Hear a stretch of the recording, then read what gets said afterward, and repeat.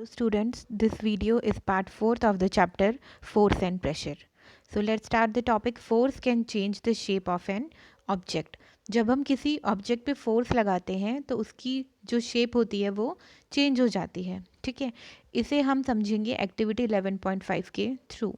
इस एक्टिविटी में आपको डिफरेंट सिचुएशंस दिए, उनका डिस्क्रिप्शन दिया है. तो जैसे कि फर्स्ट है a lump of dough on a plate. जैसे कि आप देख सकते हो कि एक प्लेट है और उसमें डो का लंप है. ठीक है, अगर हम इसको प्रेस करते हैं विद आवर हैंड्स तो क्या होगा? Change in state of motion. क्या इसकी स्टेट ऑफ मोशन में कोई चेंज आएगा? आपको यस या नो में से बताना है.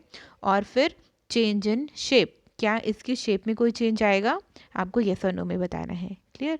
तो अगर हम ये जो डो है इसको क्या करते हैं, अपने हैंड से हम प्रेस करते हैं. ठीक है, तो क्या इसकी स्टेट ऑफ मोशन में कोई चेंज आएगा? नहीं आएगा. इसकी जो स्टेट है वो तो वही रहेगी ना, स्टेट थोड़ी चेंज होगी. ये लिक्विड में या गैस में ऐसे थोड़ी ना चेंज हो जाएगा. जो स्टेट है वो वही रहेगी. सॉलिड है सॉलिड ही रहेगा. ठीक है, लेकिन क्या शेप में चेंज हो रहा है? लेकिन हाँ बिल्कुल, शेप जो है वो इसकी चेंज हो जाएगी. पहले रफली शेप होगी और बाद में ये एक प्रॉपर शेप में आ जाएगा. ठीक है, नेक्स्ट है spring fixed to the seat of a bicycle. आप देख रहे हो कि जो बाइसिकल होती है उसकी जो सीट होती है, सीट के नीचे स्प्रिंग्स होते हैं, है ना, as you can see in diagram. तो यहाँ पे 2 स्प्रिंग्स है. तो जब इस सीट पे कोई बैठेगा bye sitting on the seat तो क्या होगा? क्या इसकी स्टेट ऑफ मोशन में कोई चेंज होगा? नहीं, जो स्टेट है वो वही रहेगी, लेकिन शेप चेंज हो जाएगी. जैसे ही हम इस पे बैठेंगे तो क्या होगा? जो इसकी सीट है वो हल्की सी कैसी हो जाएगी? प्रेस हो जाएगी, है ना, स्प्रिंग की वजह से. तो यहाँ पे क्या हो जाएगा? Change in shape.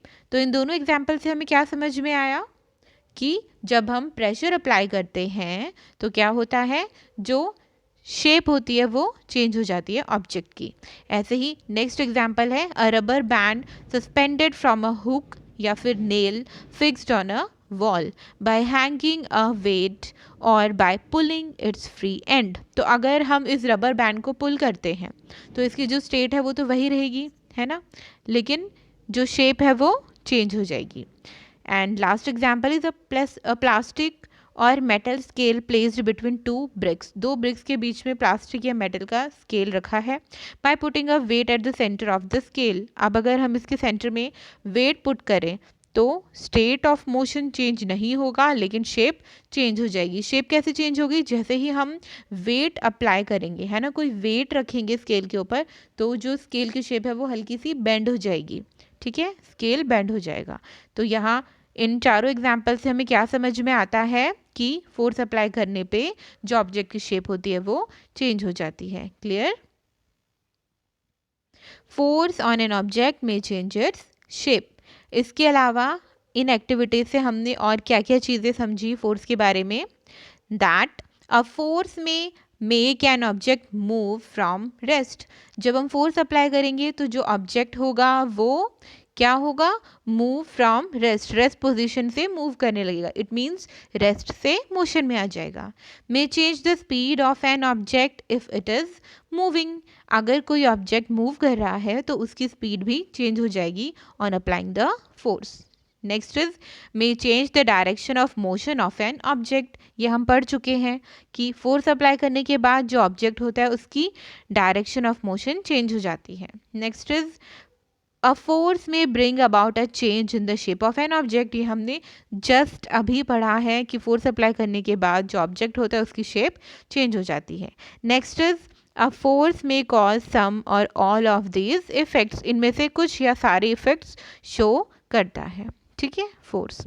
Now, while a force may cause one or more of these effects, it is important to remember that none of these actions can take place without the action of a force. It means जितनी भी points हमने अभी पढ़े हैं वो सब force apply किए बिना नहीं हो सकते. इट मीन्स कि फोर्स की बहुत ज़्यादा यहाँ पे ज़रूरत होती है इनमें से किसी भी चीज़ को होने के लिए. तो अब आपको समझ आ गया होगा कि फोर्स कैसे हमारी डे टू डे लाइफ में कितना इम्पॉर्टेंट होता है.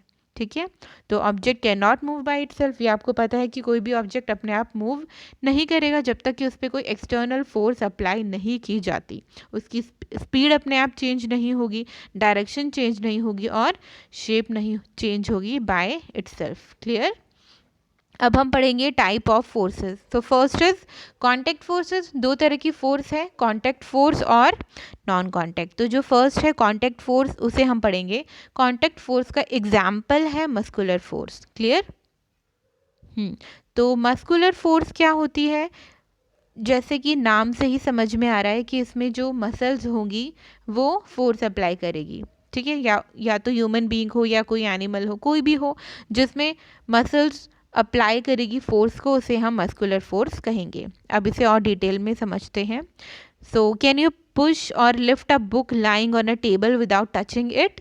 क्या आप किसी बुक को पुश या लिफ्ट कर सकते हो बिना टच किए? बिल्कुल भी नहीं कर सकते। आपको उसे टच करना ही पड़ेगा मूव करने के लिए, है ना।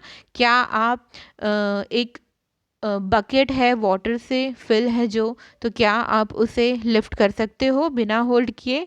नहीं कर सकते। तो इसके लिए आपको क्या करना पड़ेगा? उसे टच करना पड़ेगा, है ना। तो ये सब चीज़ें जिनमें आपको टच करना पड़ेगा, यानी कि वो ऑब्जेक्ट आपके कांटेक्ट में आएगा, that force is known as contact force. ठीक है, और उसमें आपने अपनी मसल्स अप्लाई की है ना, so that's why this force is also known as the muscular force. Clear. बहुत सारे एग्जाम्पल हैं ऐसे, जैसे कि आप अपने स्कूल बैग को कैरी करते हो। ठीक है, ये सब चीज़ें बिना कांटेक्ट में आए तो नहीं हो सकती, so that's why it is known as contact force. ठीक है। एनिमल्स भी हमारी तरह अपनी मस्कुलर फोर्स को अप्लाई करते हैं हैवी लोड्स को कैरी करने के लिए। ठीक है, like bullocks, horses, donkey, camels, ये सब क्या करते हैं? वेरियस एक्टिविटीज़, ये सब वेरियस टास्क परफॉर्म करते हैं ना हमारे लिए। तो ये भी क्या कर रहे हैं? मस्कुलर फोर्स अप्लाई कर रहे हैं to carry out many different task. Clear. Next आता है फ्रिक्शन। फ्रिक्शन क्या होता है? फ्रिक्शन भी एक तरह की फोर्स ही है। फ्रिक्शन फोर्स वहाँ अप्लाई होती है जहाँ पे कोई ऑब्जेक्ट चलते चलते अचानक उसकी स्पीड डिक्रीज हो जाए और वो रेस्ट में आ जाए, है ना। फॉर एग्जाम्पल, एक बॉल है, वो रोल कर रही है ग्राउंड में। ठीक है, तो आपने सपोज आपने उसको रोल किया, लेकिन क्या होगा, कुछ टाइम के बाद वो अपने आप रेस्ट पोजीशन में आ जाएगी, अपने आप रुक जाएगी, है ना। धीरे धीरे उसकी स्पीड डिक्रीज होगी और फिर वो रेस्ट में आ जाएगी। तो ये कैसे हुआ? वो अपने आप कैसे रेस्ट पोजीशन में आ गई? Because of the friction force. ठीक है। और क्या होता है, आप जब साइकिलिंग करते हो तो आप पेडलिंग करते हो साइकिलिंग में, है ना, साइकिल में पेडल लगाते हो, तो क्या होता है फिर अगर आप पेडलिंग करना स्टॉप कर दो तो एक टाइम पे ऐसा आएगा कि आपकी जो बाइसिकल होगी वो ऑटोमेटिकली रुक जाएगी, है ना, स्टॉप हो जाएगी। तो उसमें भी क्या होता है? फ्रिक्शन फोर्स अप्लाई होती है। ठीक है, कार, स्कूटर, ये सब भी रेस्ट पोजीशन में आ जाते हैं जब उसका इंजन स्विच ऑफ कर दिया जाता है। ठीक है, तो ये भी क्या है? फ्रिक्शन का एग्जाम्पल है। एक बोट है, comes to rest if we stop rowing it. अगर हम किसी बोट को रो करना स्टार्ट कर दें तो ये अपने आप रेस्ट पोजीशन में आ जाएगी। ठीक है, all these are the example of friction. Clear. So the force responsible for changing the state of motion of an object in all these examples is the force of friction. वो force जो responsible होती है for changing the state of motion, state of motion को change करने के लिए किसी भी object की, उसे हम कहते हैं force of friction. Clear. तो ये फोर्स ऑफ फ्रिक्शन ही होती है जो दो सरफेसेस के बीच में लगती है, जैसे कि बॉल है और ग्राउंड है। ठीक, तो एक टाइम पे आने के बाद जो बॉल है वो मूव करना बंद कर देगी और रेस्ट पोजीशन में आ जाएगी, so that is known as friction. ठीक है, ऐसे ही वाटर और बोट के बीच में भी हुआ। ठीक, वहाँ पे भी क्या हुआ, एक टाइम पे आने के बाद जो बोट है वो चलना बंद हो गई। Clear. Force of friction always act on all the moving objects and its direction is always opposite to the direction of the motion. जो force of friction होती है वो हमेशा दो objects के बीच में लगेगी और जो direction होगी फ्रिक्शन की वो ऑपोजिट होगी to the direction of motion. जिस डायरेक्शन में मोशन है उसके ऑपोजिट डायरेक्शन में फ्रिक्शन फोर्स लगती है। ठीक है, फोर्स ऑफ फ्रिक्शन में भी कांटेक्ट हो रहा है, इसलिए ये भी एक एग्जाम्पल होगा कांटेक्ट फोर्स का। ठीक है, कांटेक्ट में हमने अभी मस्कुलर फोर्स पढ़ा और फ्रिक्शन फोर्स पढ़ा। क्लियर। तो ये आपको समझ आ गया होगा। I hope the topic is clear to you. Thank you.